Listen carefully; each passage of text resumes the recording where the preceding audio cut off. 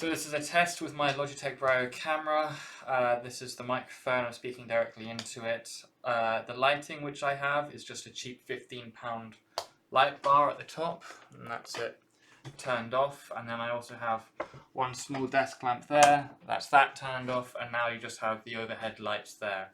They're like the standard bedroom ceiling lights, you know, where you get the 4 ceiling lights in one bar and they all point in different directions. So that's just one of those, and there's one pointing like directly there upon me, so I've got like long shadows on this section of my face. So the brio camera, I think it's pretty good. The microphone is on par with the Blue Yeti Snowball mic, which is condenser microphone, so they've done very well on that. What I've personally done is I've set it up so I have my Snowball mic, which I use as well now. I won't have to explain it to you. So I use that on one side of my monitor, and I have my camera on the other side of my monitor.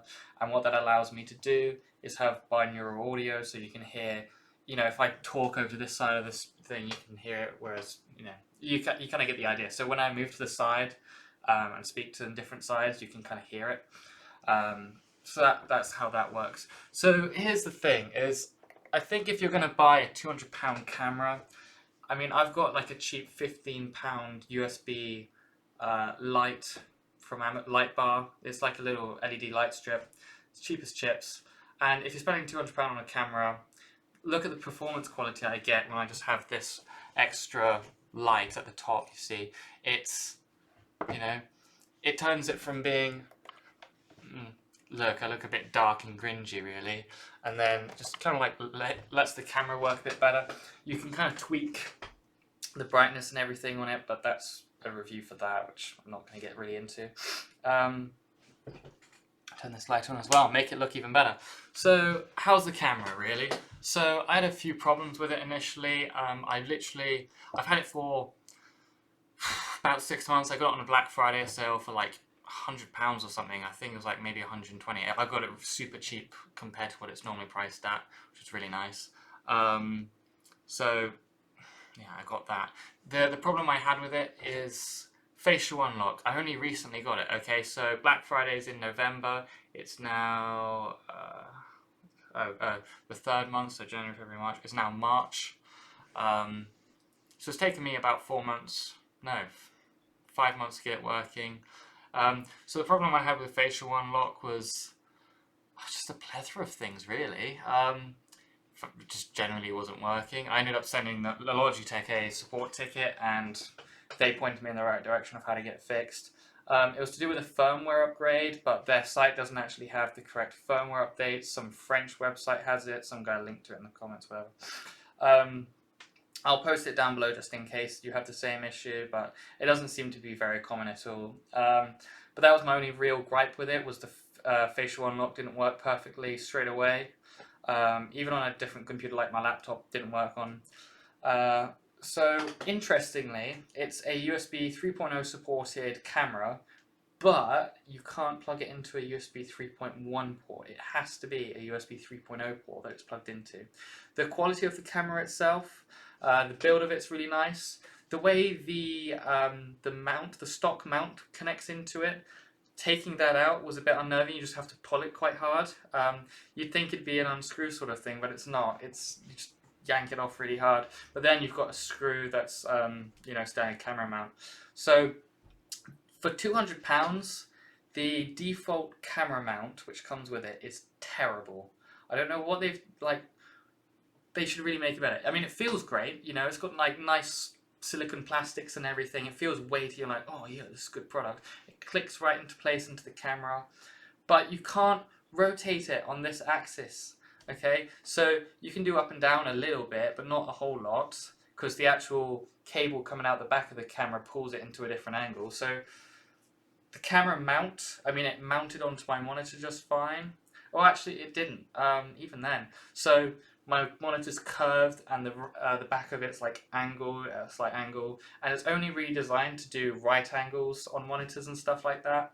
So if you're using a laptop, it's fine, but if you're using, I don't know, a monitor, for instance, it's not so great. So my actual camera, I ended up building a custom mount for. So now I have a screw basically on the back of my monitor, and it just screws onto there, and then I plug the USB in and it works fine.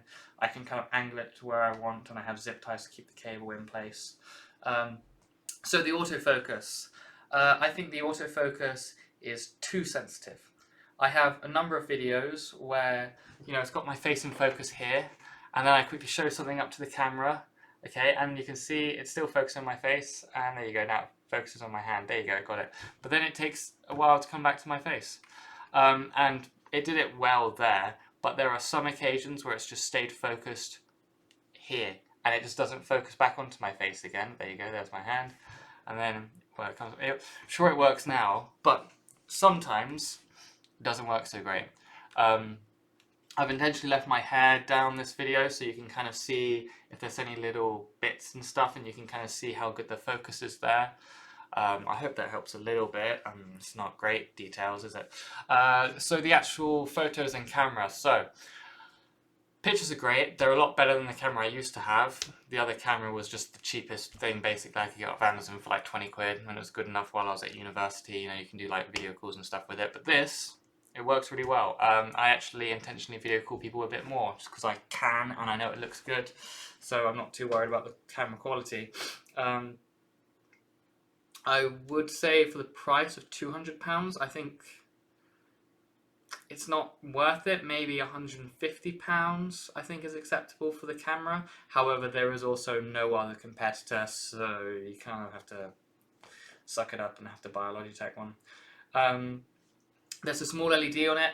It does nothing to illuminate it. It just lets you know that you're being on camera. So right now the little LED's on, and I know that it's like looking at me, which is really nice, because if you're conscious about security, it's a really nice feature to have. It also, you can pay for an extra like camera flap that comes with it, but mine came with it anyway. I don't know if all of them do. They should do. And well, I've got mine on, so I just flip it down whenever I'm not really using it for like prolonged periods of time. It also helps protect the lens a bit. What else? There is another LED on there that helps with the facial unlock. It's an infrared one. I imagine it just helps, when all the lights are off. But it also helps with the colour and stuff. So I'm actually a very pale person. I have the lighting, which helps a bit with it. But when I go to like Liverpool or Ireland, where there's a lot of white people there, that's kind of like the only time I find people whiter than me. So I'm actually, I'm about as white as they get, and normally I end up appearing like ill. I don't get any natural skin tones that come through.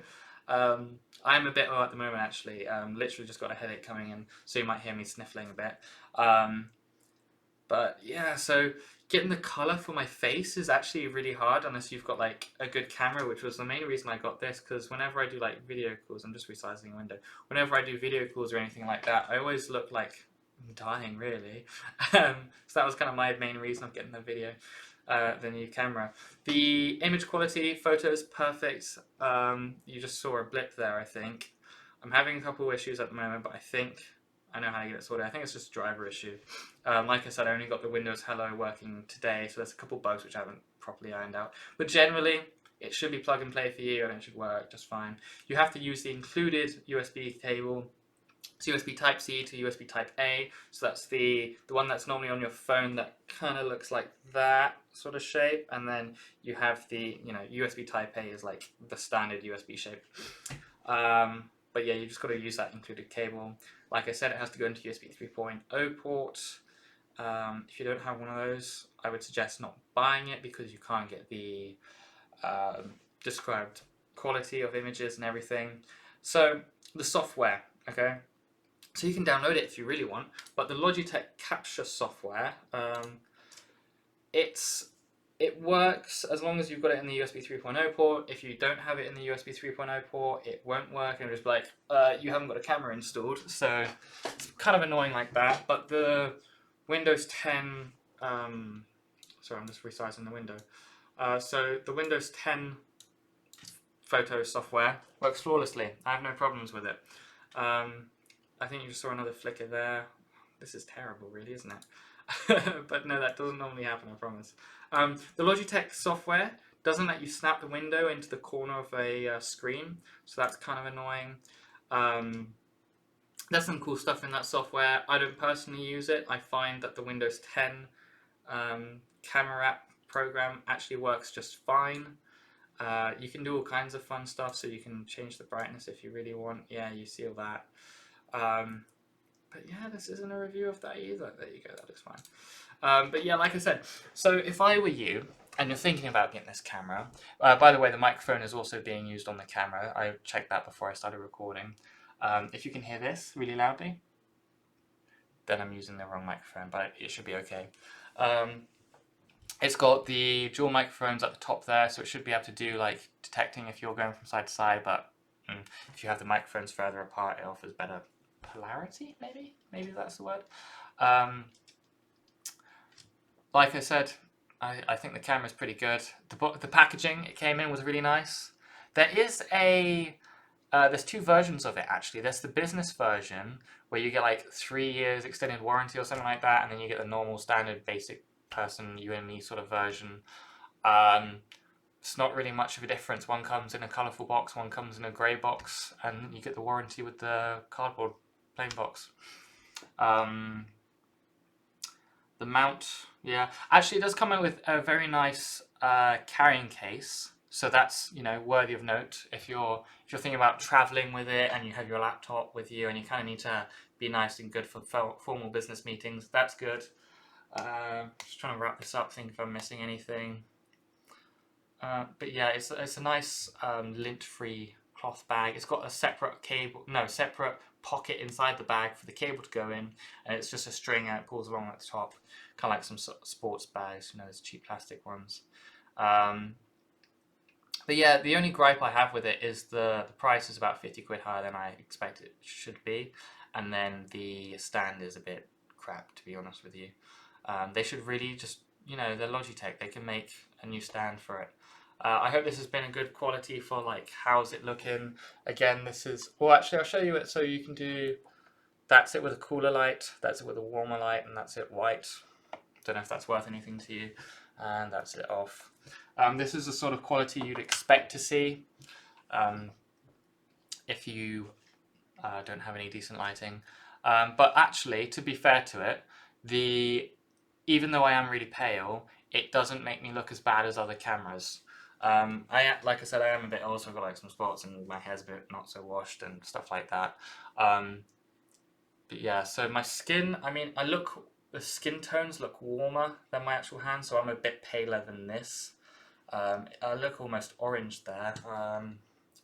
Maybe it's the white balance. No, that's just the focus that I can play with. Yeah, so I think it's just a problem with my skin. I am very pale, but it makes me look normal. It does. I don't know what it does, but it picks up like skin tones very well, and that's one of the main reasons I bought it. If you saw a quick blink along there at the bottom again, it's a driver issue. I need to fix that. Yeah, thank you for watching the video. I hope this helped. If you want to see the quality of the camera and other videos, basically all the videos on my YouTube channel are filmed with it, unless I'm outside or the camera is black and white and looks crap. I do a lot of green screen stuff with Apex, so you can kind of see that. I do the green screening through OBS. That's through, just look at tutorials online. What else? I do some on Fusion 360. All the ones with Fusion 360 are done with this camera with the top overhead light on with the background filtered out with OBS. I don't really use their built-in software. Although the software is quite good, I'll give it that. It's okay. I just prefer not to use it, to be honest. But yeah, hope this wraps it up. Like, share, subscribe, all the usual crap. You know how to use YouTube. You're not stupid. Cheers, hope you enjoy another video on the camera that I'm sure you're about to see.